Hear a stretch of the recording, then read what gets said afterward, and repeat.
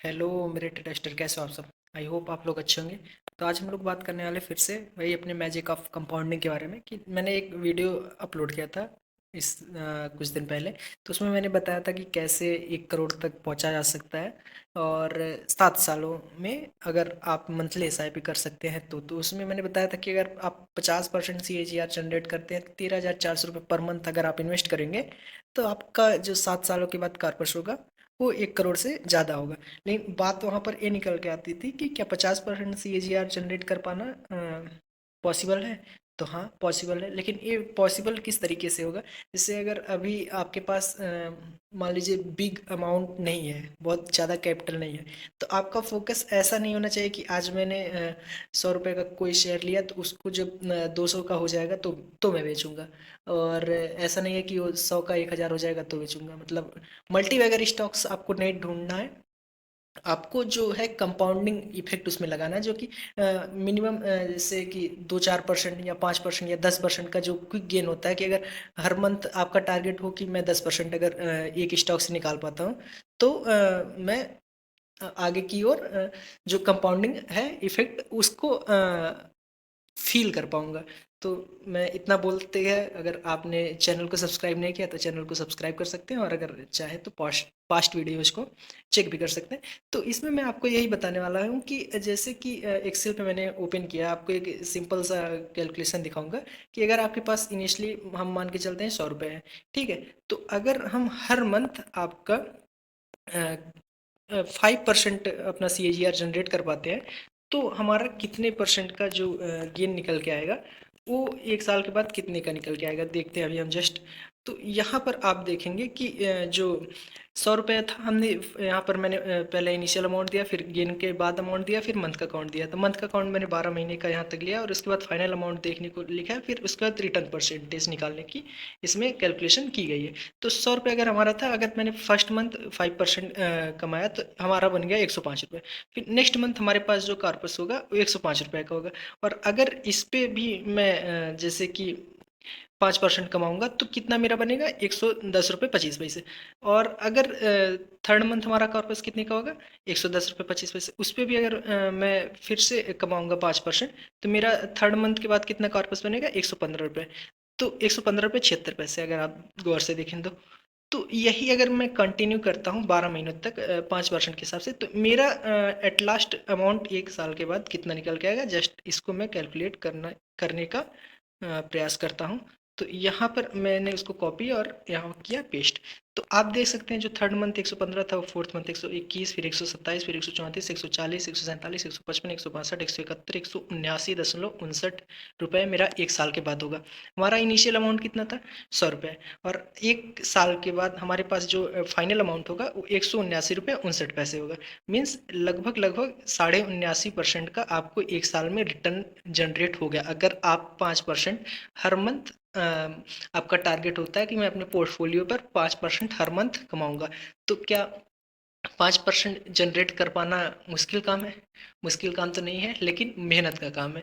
आपको स्टॉक्स इतने चाहिए होंगे कि जो 5% आपको गेन दे सके। उसके लिए आपको मोमेंटम वाले स्टॉक चाहिए होंगे कि 1 महीने में उसमें 4-5% का अप मूवमेंट आ जाए। तब जैसे आपके पास बड़ा कैपिटल नहीं है तो आप क्या कर सकते हैं, मतलब जैसे सपोज करते 1 लाख का कैपिटल है तो उसको आप 10 स्टॉक्स में डिवाइड कीजिए। 10 स्टॉक्स ऐसे चूज कीजिए जिसका मतलब पोटेंशियल 1 महीने में 5% देने का हो। तो अगर जैसे 5% ज़्यादा दे देता है तो कोई बुरी बात तो है नहीं, हमारा जो नेक्स्ट में अगर 3% आया तो वो एडजस्ट हो जाएगा, सेट ऑफ हो जाएगा। तो इतना मिनिमम हमारा जैसा कि टारगेट होना चाहिए कि 5% स्टॉक दे ही दे। और उसके लिए आपको स्टॉक्स मतलब अच्छा खासा चाहिए। स्टॉक्स में आपको एनालिसिस करनी पड़ेगी, चार्ट पे देखना पड़ेगा कि कौन सा स्टॉक मोमेंटम में है, कौन सा स्टॉक दे सकता है रिटर्न। ठीक है, अगर आप ये फाइंड कर लेते हैं तो इसमें कोई बहुत बड़ी बात नहीं होगी कि आप 1 महीने में 5% का इन्वेस्टमेंट मतलब क्या बोलते हैं, रिटर्न कमा सकें। ठीक है, तो इसके लिए स्ट्रेटजी जो फॉलो होती है बहुत सी, मतलब आपको मिल जाएगी, बहुत से इंडिकेटर मिल जाएंगे, आगे उस पर भी बात मैं करूंगा अगर आप बताएंगे तो यहाँ पर ही बात ख़त्म नहीं होती। अगर मैं देखूं कि 1 साल के बाद मेरा कॉर्पस कितने का हो, 180 का।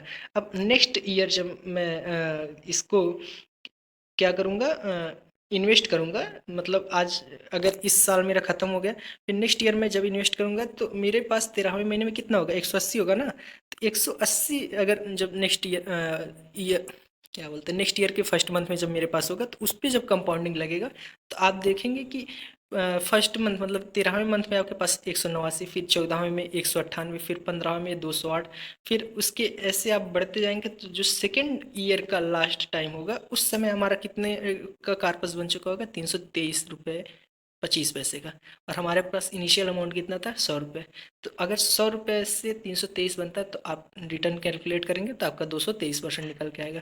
तो ये मैजिक ऑफ कंपाउंडिंग है कि फर्स्ट ईयर में आपके पास जो 80% था वो नेक्स्ट ईयर में अगर आप सेम यहाँ पर कंपाउंडिंग नहीं लगती, सिंपल इंटरेस्ट मिलता, तो आपका 80 दूना 160% होना चाहिए था, लेकिन यहाँ पर कंपाउंडिंग लगी सो वो 80 जो परसेंट था उससे बढ़ के 223% हो गया।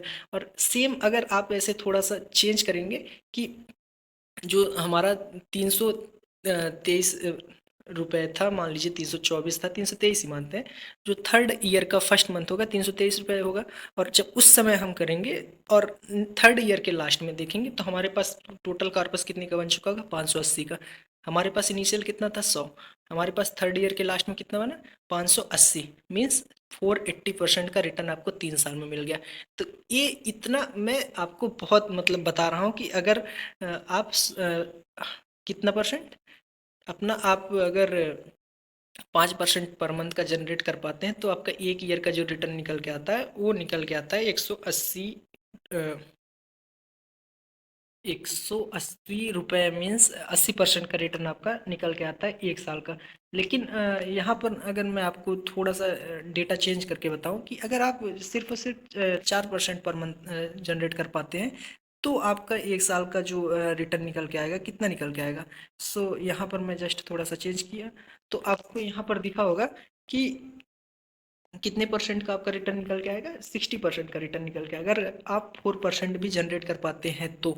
और अगर यही मैं थोड़ा सा और कम कर दूं, मीन्स 3.5% का कर देता हूँ, ठीक है। 3.5% अगर मैंने किया तो आप देखेंगे कि कितने परसेंट का अपना एक साल का गेन निकल के आएगा, वो निकल के आएगा हमारा 151 रुपये, मीन्स 51% का रिटर्न। सो हमारा जो 50% का टारगेट था वो अचीव हुआ कितने पे, 3.5% पर ही। लेकिन जो मैंने बताया था कि जैसे 50% एनुअल उसमें क्या बोलते थे कंपाउंड हो रहा था, इसमें हर मंथ आपका कंपाउंड हो रहा है।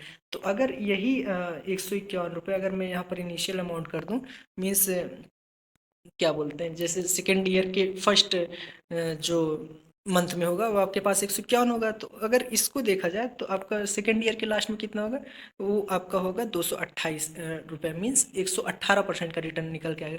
और जबकि वही आप अगर 51% के हिसाब से एनुअल में देखा जाए उसमें तो कितने परसेंट का आपका रिटर्न निकल के आएगा, आपका 50 दूना 100 और 5 पचे 25, मीन्स लगभग 102% के आसपास निकल के आएगा क्या।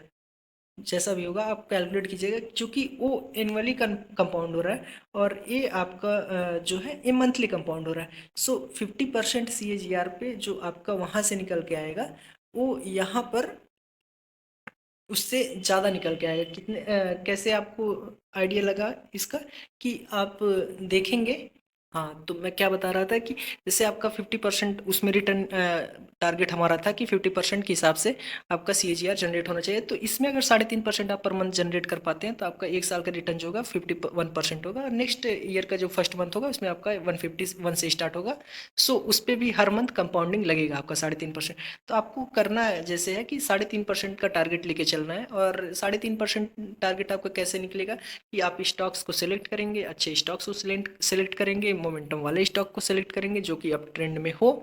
सो उसमें इन्वेस्ट किया जाए ताकि चांसेस ज़्यादा हों हमारे टारगेट को अचीव होने के। कुछ स्टॉक्स होंगे जो ज़्यादा देंगे, कुछ स्टॉक होंगे जो कम देंगे, तो सेट ऑफ हो जाना चाहिए। सो इस हिसाब से आपको सोचना है कि किस प्रकार मैं कम परसेंटेज पे ही एग्जिट लूँ।